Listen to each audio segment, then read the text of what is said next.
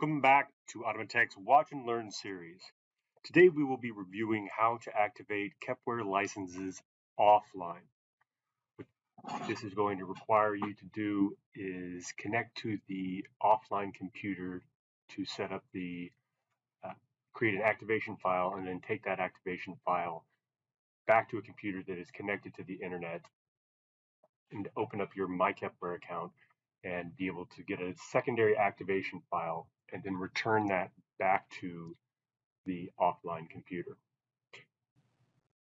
Before we get started, you will need a new or blank freshly formatted FAT32 USB 3.0 memory stick, and you're going to copy the 36-digit Kep server activation ID into a TXT file in Notepad or other program, and you're going to save that on the memory stick. Second thing you're going to need are the authentication credentials for the Kepware license utility on the offline host computer. You'll need this only if it was chosen during the installation of Kepware.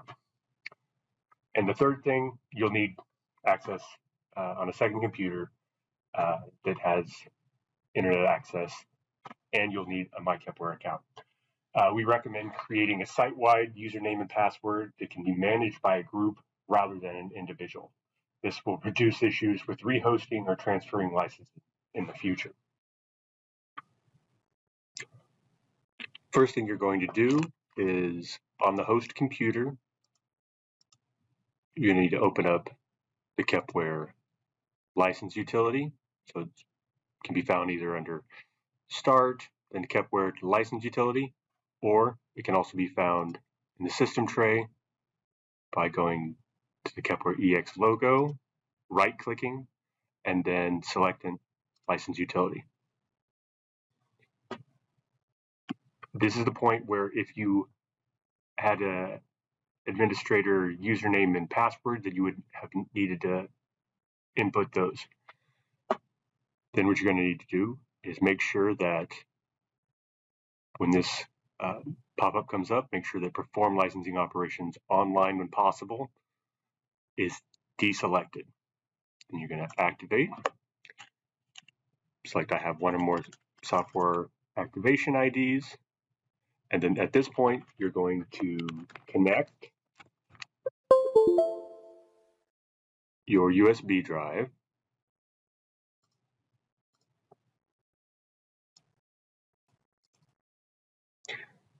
At this point, you'll open up that document, take your activation key,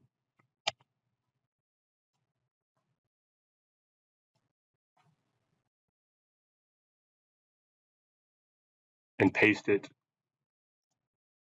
into the Kep server license utility.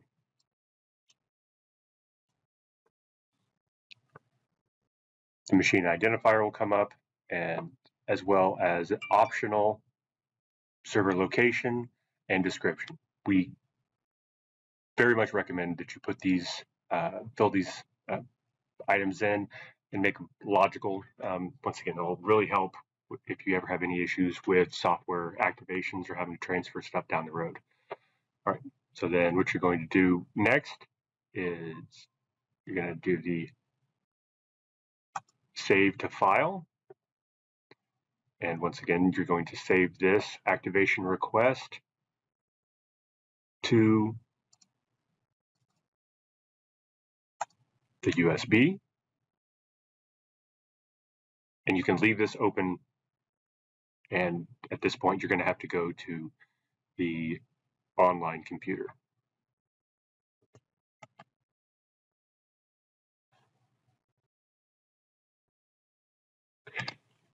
Now you'll take the thumb drive back to the computer that you have internet access to. You'll log in to your Kepware account.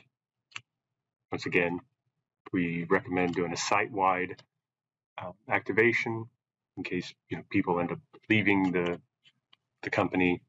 Makes everything a lot more simple. And then From this point, you're going to scroll down to the Activate Product License.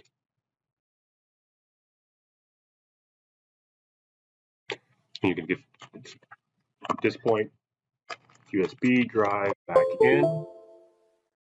You're going to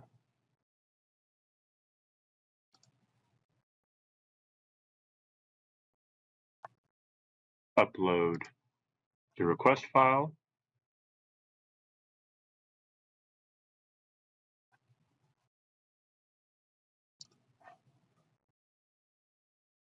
Upload the request file.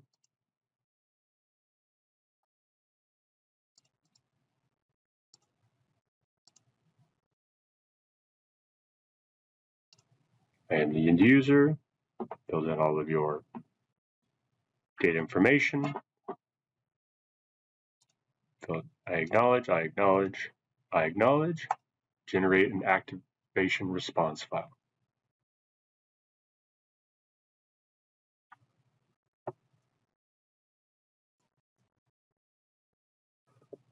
This will take a couple minutes.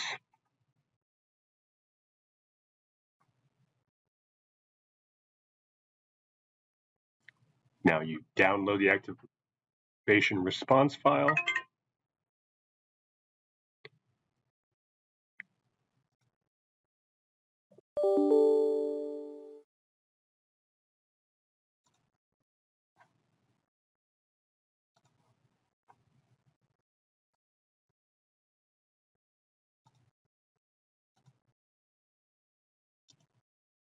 You'll copy it back to the USB.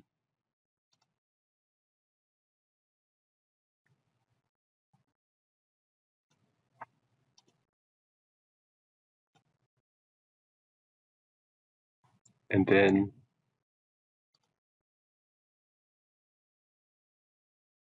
you can eject the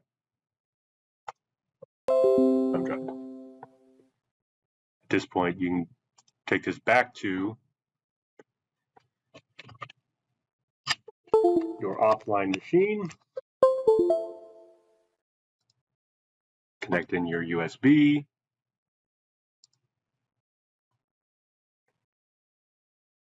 and then be able to access, go into the import file, once again, from your USB drive. That's imports. Congratulations, this product has been successfully activated. Click Next to view the license details, and you see your product. Could be the manufacturing suite, the activation ID, and the status as good. Then you can close it, and you have now just successfully activated your Kepware license offline. It's not that big of a chore, it's just kind of having to run those files back and forth.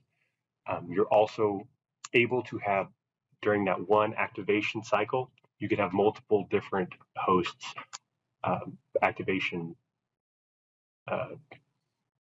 files and do it all as one, the activation requests and the activation responses all on one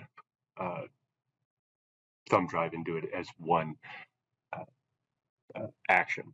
If you do that, I dramatically recommend that you make sure that you name the different activation requests as the specific host that you're activating. I hope this is helpful for everybody. If you have any further questions, you can always reach out to Automatech at our website, and look forward to seeing you guys again.